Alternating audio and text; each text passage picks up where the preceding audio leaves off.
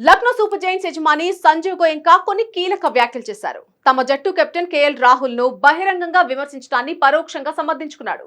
IPL 2024లో sun Risers Hyderabad చేతిలో లక్నో ఘోర పరాజయం చవిచూడడంతో అందరి ముందే కేఎల్ రాహుల్ ను సంజీవ్ గోయంకా అవమానించిన సంగతి తెలిసిందే. స్టేడియంలో అభిమానులు కెమెరాల ముందే ఓటమి గురించి రాహుల్ పై మండిపడ్డాడు. దీనికి సంబంధించిన వీడియో వైరల్ గా మారింది. సంజీవ్ చేసింది ఘోరమైన తప్పిదమని భారత మాజీ క్రికెటర్లు సైతం స్పందించారు. కాగా తాజాగా సంజీవ్ గోయంకా మాట్లాడుతూ కీలక వ్యాఖ్యలు చేశాడు.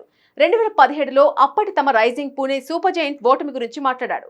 ఎంఎస్ ధోని, స్టీవ్ స్మిత్ వంటి దిగ్గజాలు తమ జట్టులో ఉన్నప్పటికీ ఓడటానికి గల కారణాలను వివరించాడు. ఇవాళ సరిగా ఆడలేకపోయామని ఒకసారి చెప్పి ఆ తర్వాత 2 రోజుల తర్వాత కూడా అదే సమాధానం చెప్తే నేను అంగీకరించలేను. కాబట్టి ఎందుకు అని అడుగుతాను. ఒక ప్లేయర్ ఫామ్ లో లేడంటే ఓకే, కానీ 11 మంది ఫామ్ లో లేరంటే ఎలా? ఇక ఐపీఎల్ లో సూపర్ జైంట్స్ ఫ్యామిలీ ఆడి 5 ఏళ్లు అయింది. పూణేతో 2 ఏళ్లు, లక్నోతో 3 ఏళ్లు. పూణే ఫైనల్ కు వెళ్లిన సమయంలో అది కొత్త టీం, అనుభవం లేని జట్టు కూడా. ఎంఎస్ ధోని, స్టీవ్ స్మిత్ మినహా జట్టులో మిగిలిన వాళ్ళంతా కూడా యువకులే.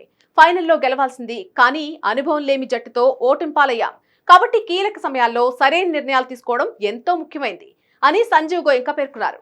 ఇటీవల జహీర్ ఖాన్ ను మెంటర్ గా లక్నో నియమించుకున్న విషయం తెలిసిందే.